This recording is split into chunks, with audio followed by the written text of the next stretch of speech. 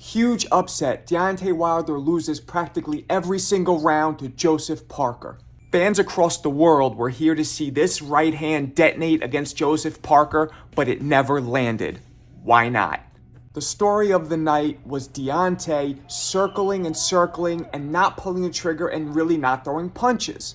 But on top of that, Jospeh Parker had a really good game plan. He was able to capitalize on Deontay's mistakes. Parker was able to land by faking up, going down with his head, and then going back up top, throwing a looping overhand right, which would catch Deontay, who was constantly circling and spinning to his left. And that would catch him flush with that sweeping overhand right.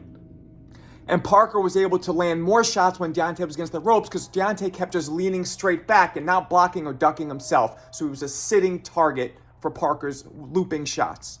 To avoid that grenade right hand, Jospeh Parker would duck all the way down the second Deontay came at him, which avoided almost all of the straight rights that Deontay threw when he did throw them, because he was doing that very sparingly.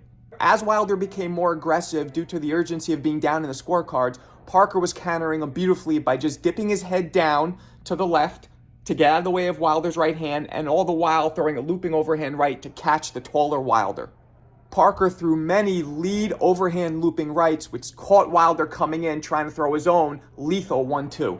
One of the more confusing things was Wilder's reaction after the fight, who seemed like he thought he had pulled it off, pumping his fist and getting ready and excited during the announcement of the decision, only to look completely deflated and surprised when they announced the unanimous decision victory for Parker.